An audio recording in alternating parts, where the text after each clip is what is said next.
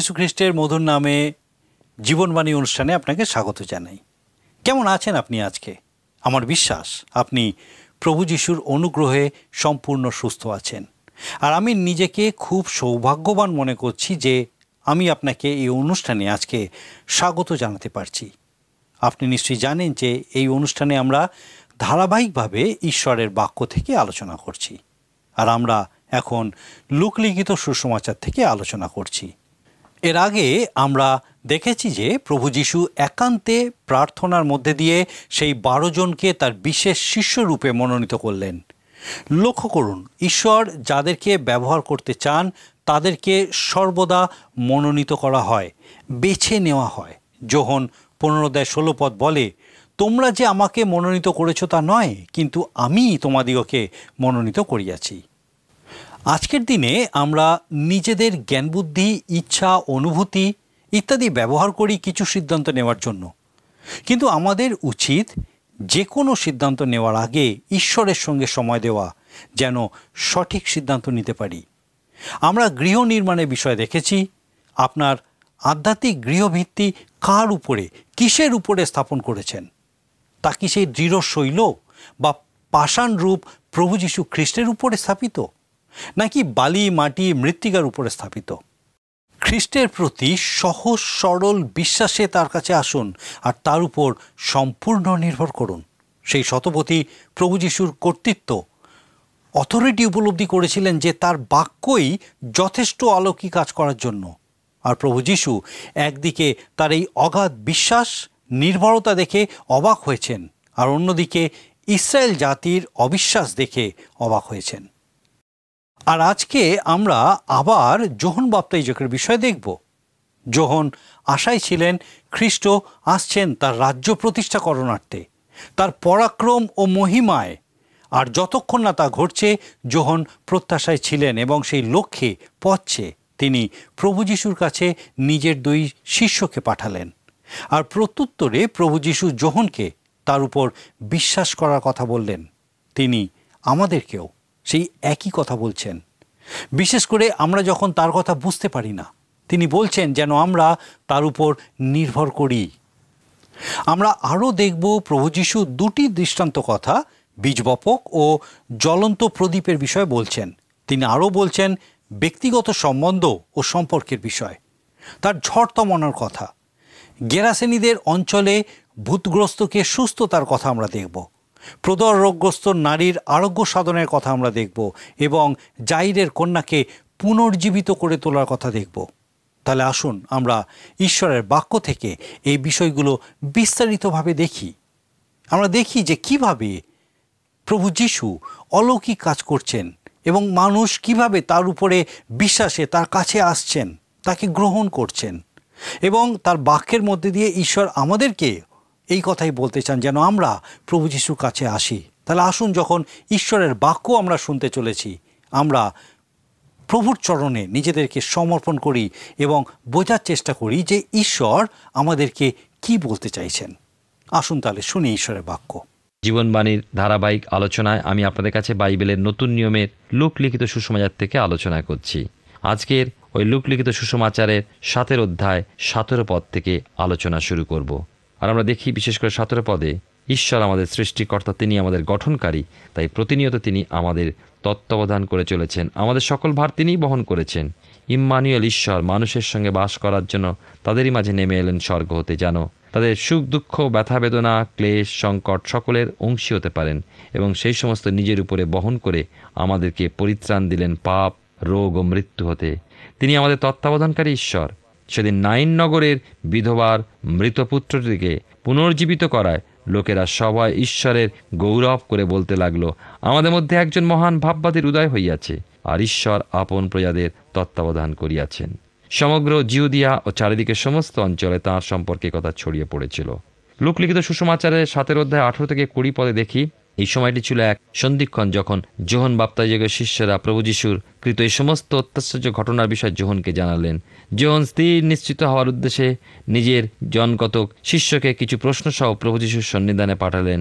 মথি ও mark লিখিত সুসমাচারে ইতিপূর্বে আমরা যোহন বাপ্তাইজকের সঙ্গে পরিচিত হয়েছি।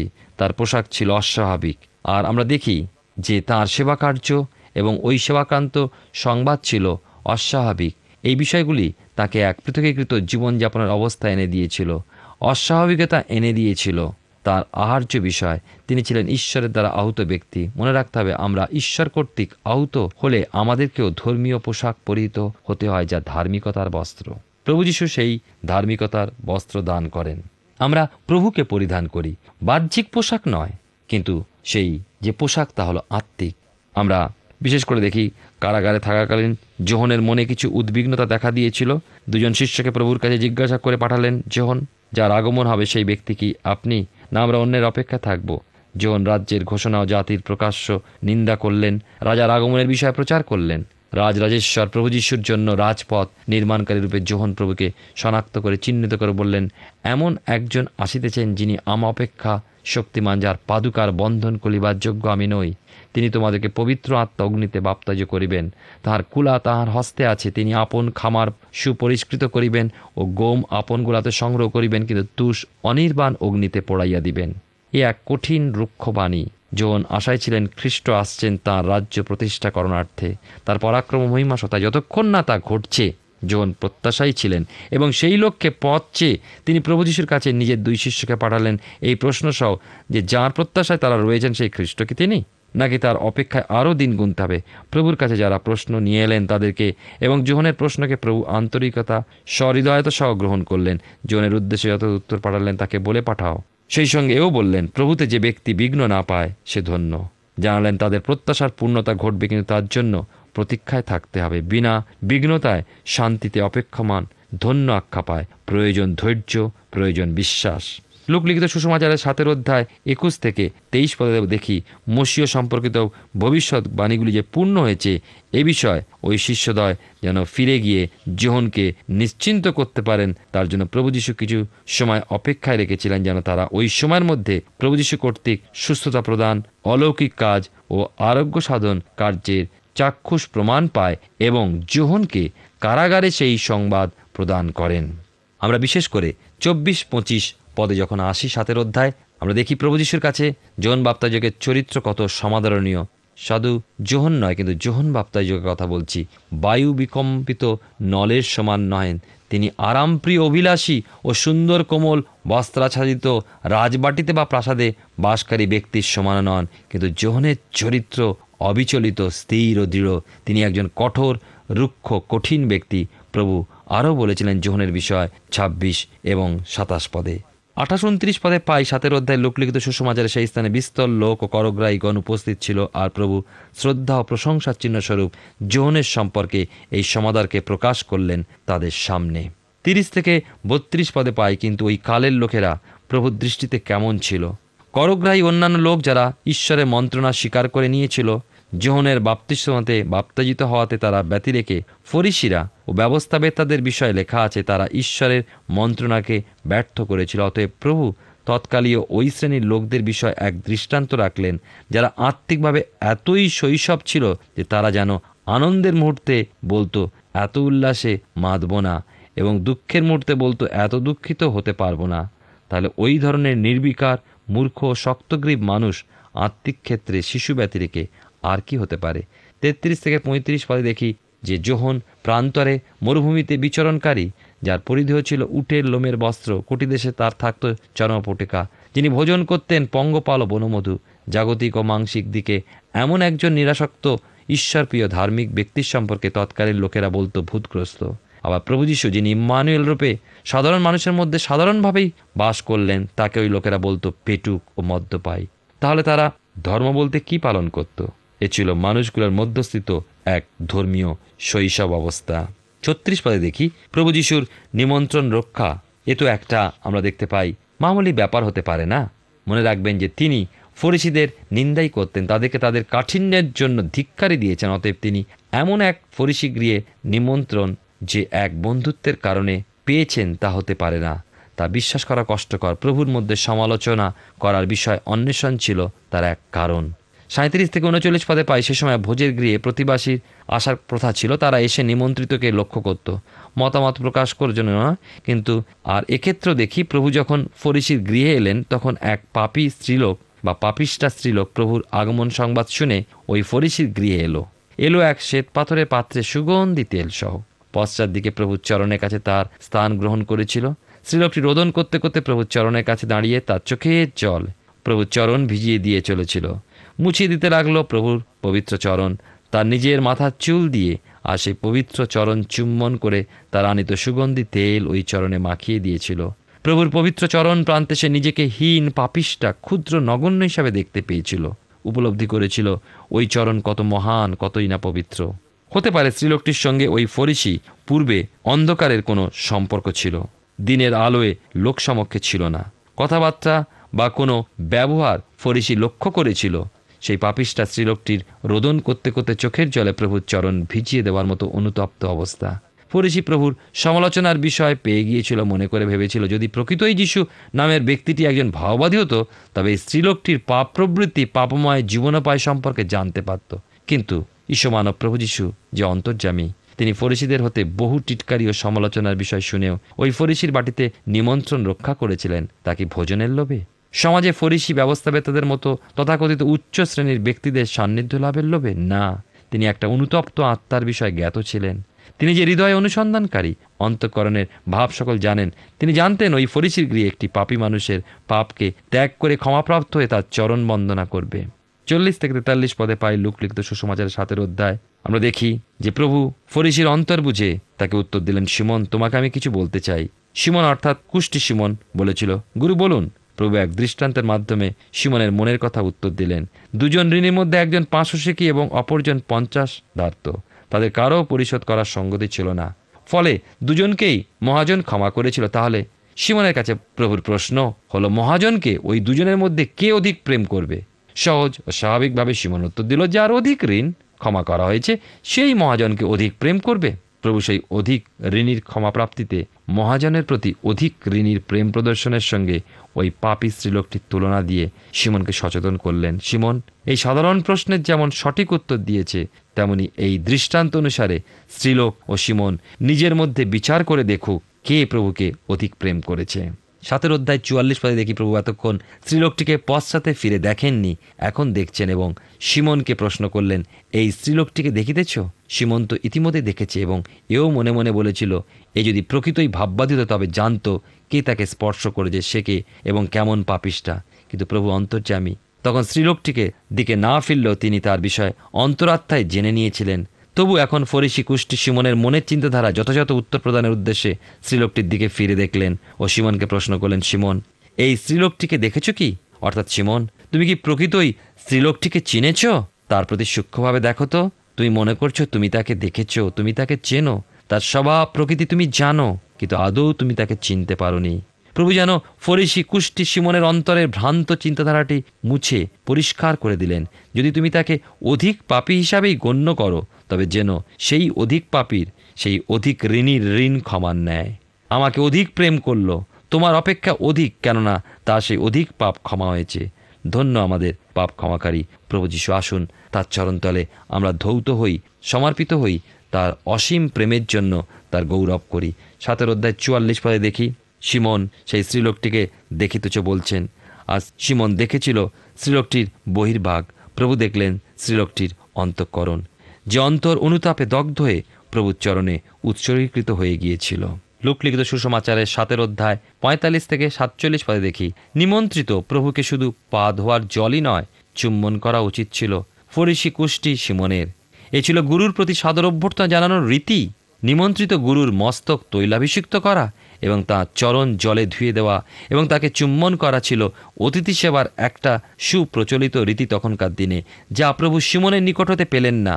সে বিষয় নিয়ে প্রভুর কোনো নালিশ ছিল না, কোনো অভিযোগও ছিল না। কিন্তু যেহেতু ওই অনুতাপিনী স্ত্রীলোকের ত্রুটি অনুসন্ধানকারী রূপে শিমন মনে মনে বিচারপূর্বক প্রভুরও বিচার করে চলেছিল যে যদি ভাববাদী হতেন তবে স্ত্রীলোকটিকে পাপী হিসাবে চিনতে পারতেন, তার পাদস্পর্শ গ্রহণ করতেন না, সেহেতু প্রভু ওই প্রসঙ্গের অবতারণা করেছিলেন।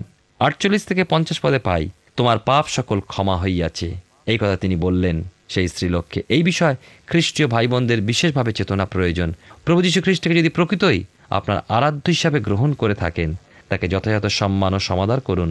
মালাকি ভাববাদী পুস্তকে 1 অধ্যায় 6 পদে পড়ি, পুত্র পিতাকে এবং দাস প্রভুকে সমাদর করে, ভালো আমি যদি পিতা হই তবে আমার সমাদর কোথায়? আর আমি যদি প্রভু হই তবু আমার প্রতি ভয় কোথায়? সেদিন সদাপ্রভু ইসরায়েলের প্রতি এই চেতনাদায়ক বাণী মালাকি ভাববাদীর মাধ্যমে প্রকাশ করলেন, কিন্তু আজও নতুন নিয়মে খ্রিস্ট বিশ্বাসী সেই ইসরায়েল স্বরূপ আজ কতজন প্রভু যীশু খ্রিস্ট ঈশ্বরের যথাযথ সমাদর ও সম্মান প্রদর্শন করতে পারে না, তাঁর ইচ্ছা অনুসারে তার বাক্য পালন করে চলে না, শুধু নামেই খ্রিস্টান বলে পরিচিত, নিজেকে পাপী বলতে সিমনেরই মতো নারাজ, অপরকে আঙ্গুল নির্দেশ করে দেখায় সে পাপী, কিন্তু নিজেকে উচ্চ স্থানে দিয়ে চলেছে, অথচ স্বীকার করে সেই যথার্থ কথাটি যা সিমন বলেছিল, আমার মনে হয় যার অধিক ঋণ ক্ষমা হয়েছে সেই অধিক প্রেম করবে। প্রভু যীশু বলেছিলেন যথার্থ বিচার করলে। আমরা এবার আসবো 8 অধ্যায় লূক লিখিত সুসমাচারে। এই অধ্যায়টিতে পাই প্রভু যীশুর প্রদত্ত দুটি দৃষ্টান্ত কথা, বীজ বাপক ও জ্বলন্ত প্রদীপের বিষয়। তিনি আরও বলেছেন ব্যক্তিগত সম্বন্ধ ও সম্পর্কের বিষয়, তার ঝড় থামাবার কথা, গেরাসিনদের অঞ্চলে ভূতগ্রস্তকে সুস্থদানের কথা, প্রদর রোগগ্রস্তা নারীর আরোগ্য সাধনের কথা এবং জাইরের কন্যাকে পুনর্জীবিত করে তোলার কথা এই অধ্যায় অন্তর্ভুক্ত। 8 অধ্যায় প্রথম 3টি পদে আমরা দেখি এই অংশে সেই যোগদানকারীদের বিষয় লক্ষ্য করা যায়। তার 12 জন শিষ্য তো বটেই, যারা বিভিন্ন সংকট মুক্ত হয়েছিল, সুস্থতা প্রাপ্ত হয়েছিল। এমনও কত মানুষ তার পশ্চাৎ অনুসরণ করতে করতে গ্রামে গ্রামে নগরে নগরে তাঁরই সঙ্গে চলেছিল। এ ব্যতিরিক্ত তাদের ন্যায় কতক স্ত্রীলোকও তার পশ্চাৎ অনুসরণ করেছিল। আমরা দেখতে পাই বিশেষ করে 4 থেকে 8 পদে এখানে প্রভু যীশু একটা সুন্দর উদাহরণ দিলেন। এখানে 4 প্রকার জমির উল্লেখ করা হয়েছে। প্রভুর বাক্যতে বহু দৃষ্টান্ত কথা পাওয়া যায়। শিশুকালতে প্রভু যীশুর চারিদিকে এক প্রকৃতির মধ্যে বেড়ে উঠেছেন, আর তিনি শিক্ষণীয় কত বিষয় এই প্রকৃতি হতেই সংগ্রহ করেছেন। আমরা দেখতে পাই 9 থেকে 10 পদে আসবার আগে আমরা 4 প্রকার মাটিতে বীজ বাপক এক ধরনের বীজ বপন করে চলেছেন আমরা দেখেছি এবং দেখতে পাই। আর সেই 4টি জমি হলো পথের পার্শ্বের, 2 হলো পাষাণময় ভূমি, 3 হলো কাঁটাবন এবং 4 হলো উত্তম ভূমি। বীজ বাপকের বপন করা বীজ বিভিন্ন স্থানে পড়ল, বিভিন্ন ধরনের মাটিতে। এবং এই 9 থেকে 10 পদে দেখি শাস্ত্রের যে নিগূঢ়তত্ত্ব তা শোনার ও বোঝবার মতো আগ্রহ সকলের থাকে না। এমনকি ঈশ্বরের সন্তান মাত্র প্রত্যেকেরই যে থাকবে এমন বলা যায় না। কারো আহ্বান কী প্রকার তা বুঝে নিতে হবে। প্রভুর মুখনির্গত কঠিন খাদ্য অনেকেরই কাছে সহজ বোধ হয় না, আর সেজন্যই তারা কঠিন বাক্য, কঠিন খাদ্য হতে নিজেদেরকে দূরে রাখে। এই ধরনের মানুষ হচ্ছে দুগ্ধপোষ্যই থেকে যায় তাদের সমগ্র আত্মিক জীবনে। আমরা দেখি 11 থেকে 15 পদে এক্ষেত্রে দেখি বীজ বপনকারী হলেন প্রভু যীশু। বীজ হলো প্রভুর বাক্য। প্রথম জমি হিসাবে প্রভু যীশু বলেছেন পথের পার্শ্ব। সেখানে পতিত বীজ পদদলিত হলো এবং আকাশের পাখিরা এসে খেয়েও ফেলল। পক্ষী বা পাখি হলো দিয়াবল বা শয়তানের প্রতীক। বিভিন্ন ভূমি হলো মানুষের হৃদয়। পথের পার্শ্বে মানুষের এমন হৃদয়ভূমিতে প্রকাশ করে যেখানে ঈশ্বরের বাক্য বীজ প্রভু বপন করেছেন, অর্থাৎ প্রভুর ভক্ত প্রচারগণ বাক্য বীজ বপন করেছেন, কিন্তু শয়তান দিয়াবল পরীক্ষার ন্যায় সে সমস্ত খেয়ে ফেলে বা পথচারী মানুষের পদতলে দলিত হওয়ার মতোই তুচ্ছীকৃত হয়। এমন হৃদয় সম্পন্ন মানুষ প্রভুর দত্ত পরিত্রাণকেও লাভ করে না। এরপর দেখি পাষাণময় ভূমি। এই ভূমি এমন মনুষ্য হৃদয়কে দেখায় যেখানে প্রভুর বাক্যবীজ পড়া মাত্র তারা সানন্দে গ্রহণ করে বটে, কিন্তু তার হৃদয়ের গভীরে প্রবেশ করেন, অর্থাৎ এর দৃঢ় ভিত্তি বা মূল কিছুই নেই, যার ফলে ক্লেশ, সংকট ও পরীক্ষায় এরকম হৃদয় প্রভুতে বিশ্বাস রেখে স্থির হতে পারে না। বিশ্বাস তাদের ভেঙে যায়, বিচলিত হয়ে পড়ে। অতএব পথের পার্শ্বভূমির ন্যায় এই পাষাণময় ভূমিও ফলদানে অকৃতকার্য হয়। আবার লক্ষ্য করা যায় আরও এক প্রকার জমি কাঁটাবন। এমন ভূমি সম্পন্ন মানুষ হৃদয়ে বাক্য বীজ রোপিত হলেও সেই রোপিত বীজ হতে নির্গত গাছ অঙ্কুরিত হলেও নানা সুখাবিলাস, জীবিকার চিন্তা ওই গাছকে চাপা দিয়ে ধরে, ফলে তার বৃদ্ধি থাকে না এবং পরিপক্ক ফল উৎপাদন করতে পারে না। চতুর্থ যে ভূমি তা উত্তম ভূমি। এমন হৃদয় সৎ উত্তম ভূমির সমান। সৎ উত্তম হৃদয় তাদের প্রাপ্ত বাক্য বীজকে ধরে রাখে এবং ঝড়, ক্লেশ, সংকট ও পরীক্ষায় ধৈর্য ধারণ করে বিশ্বাস হতে সরে পড়ে না। সুখাবিলাস ও জীবিকায় চিন্তায় আসক্ত না হয়ে প্রত্যাশায় স্থির থেকে জীবনযাপন করে। এমন বৃক্ষ যেমন ফল ধারণে ও পরিপক্ক করে তোলার সমর্থ, তেমন এমন হৃদয় সম্পন্ন মানুষও খ্রিস্টের জন্য ফলোৎপাদক ও ফল পরিপক্ক করতে সক্ষম। তারাই ঈশ্বরের বাক্যের যথার্থ শ্রবণ ও গ্রহণকারী। আমরা 16 থেকে 18 পদে পাই প্রভু এরপর আরও একটা দৃষ্টান্ত রাখলেন, জ্বলন্ত প্রদীপের দৃষ্টান্ত কথা। এই দৃষ্টান্তটি একরূপ কার্যরত অবস্থাকে প্রকাশ করে। আর আমরা দেখি বিশেষ করে যে সত্যকে যে ব্যক্তি প্রাপ্ত হয় তাকে তা ক্রিয়ার মাধ্যমে প্রকাশ করতেই হয়, বা কাজের মধ্যে, অর্থাৎ তার কাজের মাধ্যমে প্রাপ্ত সত্য অবশ্যই প্রকাশ পাবে। আমাদের মধ্যে যতক্ষণ না প্রভু সুসমাচারের আলো প্রবেশ করলো ততক্ষণ অন্ধকার আমাদের মধ্যে আচ্ছন্ন করেছিল। আর বিশেষ করে আমরা দেখতে পাই যে তার অদৃশ্য গুণ অর্থাৎ তার অনন্ত পরাক্রম ঈশ্বরত্ব জগতের সৃষ্টিকাল অবধি তার বিবিধ কার্যে বোধগম্য হয়ে দৃষ্ট হচ্ছে। এই জন্য কেউ উত্তর দেবার পথ পাবে না, কারণ ঈশ্বরকে জেনেও তারা ঈশ্বরকে ঈশ্বর বলে তার গৌরব করেনি। খ্রিস্টীয় ভ্রাতাভগ্নির জন্য প্রভু যীশু খ্রিস্টের নির্দেশ, গৃহস্থিত সকল লোকে যেন আলো পায়, যেন যারা ভিতরে যায় তারা আলো দেখতে পায়। তদ্রূপ তোমাদের দীপ্তি মনুষ্যদের সাক্ষাতে উজ্জ্বল হোক, যেন তারা তোমাদের সৎক্রিয়া দেখিয়া তোমাদের স্বর্গস্থ পিতার গৌরব করে। নিজেদের দায়িত্ববোধ সম্পর্কে সচেতন হওয়া আমাদের উচিত। এখন আমাদের এই জগতে প্রকৃত আত্মীয়তা কোথায় দেখি ব্যক্তিগত সম্পর্ক সম্বন্ধীয় সচেতনতা। 19 থেকে 21 পদে দেখি খ্রিস্ট এক নতুন আত্মীয়তার নির্দেশ এখানে তুলে ধরেছেন। তাই বলে নিজের পারিবারিক সম্পর্ককে ভেঙে দিচ্ছেন না বা অস্বীকার করছেন না। এক অনন্তকালীয় সুগভীর উচ্চ এবং চিরস্থায়ী সর্বোৎকৃষ্ট সম্পর্কের কথা ঘোষণা করেছেন, যা রক্তের সম্পর্ক হতে অনেক অনেক সুদৃঢ়, উল্লেখযোগ্য। আর এই সম্বন্ধ খুবই শক্তিশালীভাবে খ্রিস্টের নিকটবর্তী করে। খ্রিস্টীয় ভাই বোন খ্রিস্টের সঙ্গে আত্মীয়তার বন্ধনকে দৃঢ় করতে উদ্যোগী হন। 22 থেকে 25 পদে দেখি প্রভু যীশু হ্রদের উপরে যাওয়ার আদেশ দিলেন। আর দেখি এক বিরাট ঝড়। ঝড়টি সাধারণ ঝড় ছিল না, তার তীব্রতা যেন শয়তান দিয়াবলের এক বর্বরতা বলে মনে হয়। প্রভুকে সেই ঝড়ের তাণ্ডবতা জাগিয়ে দিতে পারেনি। এর দ্বারা প্রভুর নিদ্রাভঙ্গ হল না, কিন্তু শিষ্যদের ব্যতিব্যস্ত ভাব প্রভুকে জাগিয়ে তুলেছিল। তিনি উঠে ঝড়কে ধমক দিলেন, ধমক দিয়েছিলেন সমুদ্রের তরঙ্গমালাকে, কেননা ঝড়ের তীব্রতা ও প্রখরতায় সমুদ্রের জলে তাণ্ডবতা বৃদ্ধি পেয়েছিল, যার ফলে নৌকা জলে পূর্ণ হয়েছিল। কিন্তু এই আশ্চর্য, প্রভুর ধমকে সকলেই তৎক্ষণাৎ শান্ত ধীর হয়ে গিয়েছিল। ঝড় যেমন থেমে গিয়েছিল, তেমনি হ্রদের জলও স্বচ্ছ শান্ত হলো। সেই প্রভু যীশু আজও আমাদের জীবনে যখন থাকে, ঝড় উঠবে, কিন্তু তিনি আমাদের জীবনে ঝড় শান্ত করবেন। ঈশ্বর আপনার জীবনে মঙ্গল করুন। আমার বিশ্বাস ঈশ্বর তার বাক্যের মধ্যে দিয়ে আপনার সঙ্গে নিশ্চয়ই কথা বলছেন। আপনি নিশ্চয়ই উপলব্ধি করতে পেরেছেন যে ঈশ্বর আপনাকে কি বলতে চাইছেন। প্রভু যীশু যোহনকে বলেছিলেন যেন তিনি তার উপরে বিশ্বাস করেন।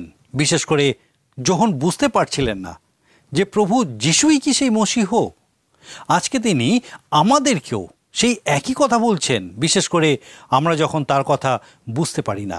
তিনি বলছেন যেন আমরা তার উপর নির্ভর করি, তাকে বিশ্বাস করি। সন্দেহ প্রমাণ করে না যে আমরা খুব বুদ্ধিমান, আমরা খুব স্মার্ট, কিন্তু তা অবশ্যই প্রকাশ করে যে আমরা কতটা নির্বোধ এবং আমরা কিছুই জানি না। আমাদের সন্দেহ এই বিষয়কে নির্দেশ করে যে আমরা ধ্বংসের দিকে এগিয়ে চলেছি।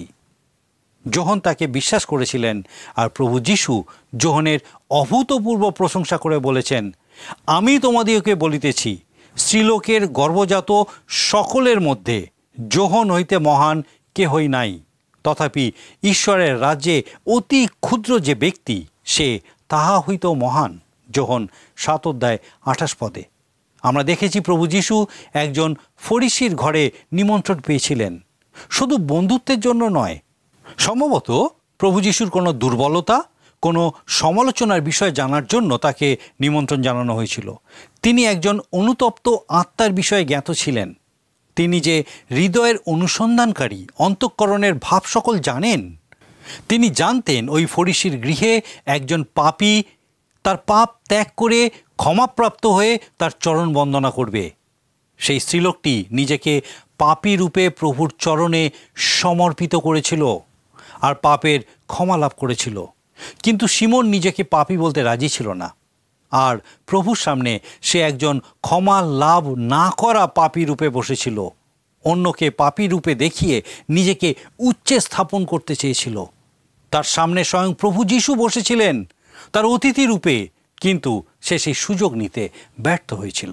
প্রভু যীশু সিমনকে বলেছেন নিজের ও সেই স্ত্রীলোকটির মধ্যে বিচার করে দেখতে কে প্রভুকে অধিক প্রেম করে। সিমনের চাইতে বেশি প্রেম প্রভু যীশু খ্রিস্টকে সেই স্ত্রীলোকটি করেছিলেন, কারণ তার অধিক পাপ ক্ষমা হয়েছে। আমরাও ধন্য যে প্রভু যীশু আমাদের পাপ ক্ষমা করেছেন। আসুন আমরা তার চরণতলে ধৌত হই ও সমর্পিত হয়ে তার অসীম প্রেমের জন্য তার গৌরব করি। আপনি কি প্রভু যীশুর রক্তে আপনার পাপ থেকে ধৌত পরিষ্কৃত হয়েছেন? আপনি কি প্রভু যীশুর রক্তে আপনার পাপ ধৌত পরিষ্কৃত করতে চান? আসুন প্রার্থনা করি। স্বর্গীয় পিতা, তোমার ধন্যবাদ, স্তুতি, প্রশংসা করি, তোমার গৌরব করি। প্রভু যীশু খ্রিস্টকে তুমি আমাদের জন্য দিয়েছিলে, যেন প্রভু যীশুর সেই ক্রুশীয় রক্তে আমরা ধৌত, সূচি, পবিত্রীকৃত হই। তোমার ধন্যবাদ, তোমার স্তুতি করি প্রভু, যে প্রভু যীশুকে সেই ক্রুশের উপরে তুমি সেই কাজ শেষ করতে দিয়েছ, পাপের উপরে বিজয় লাভ করতে দিয়েছ, শয়তানকে ধ্বংস করতে দিয়েছ প্রভু, যেন আমরা প্রভু যীশুর সঙ্গে বিজয় লাভ করি, পুনরুত্থিত হই তোমার সহভাগিতায়, তোমার সান্নিধ্যে। প্রভু তোমার গৌরব করি। ধন্যবাদ দিই প্রভু, এই সুন্দর সুযোগ দিয়েছ যেন পিতাগো আমরা তোমার এই জীবন্ত বাক্যের সান্নিধ্যে আসতে পারি, তোমার বাক্য শিখতে পারি, জানতে পারি এবং আমাদের হৃদয়ে, আমাদের জীবনে ব্যবহার করতে পারি।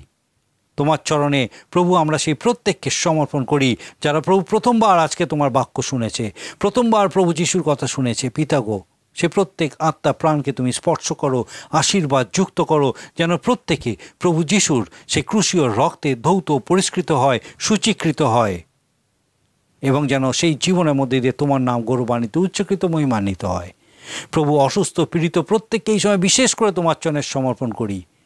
প্রভু যিশু তোমার সেই জীবন্ত, তোমার সেই আর্গকারী হাত বাড়িয়ে দাও, তুমি স্পর্শ করো, যেন সেই অসুস্থ পীড়িত প্রত্যেকে তোমার সেই হাতের স্পর্শে সম্পূর্ণ সুস্থ হয় এবং তোমার গৌরব করতে পারে।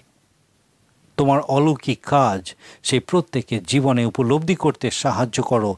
তোমার শান্তি, তোমার আনন্দে প্রত্যেককে পূর্ণ করো। প্রভু আমরা আরেকবার তোমার চরণে সমর্পিত হয়ে ধন্যবাদের সঙ্গে এই প্রার্থনা তোমার যিশু নামে চাই, দয়া করে শ্রবণ ও গ্রহণ করো। আমেন।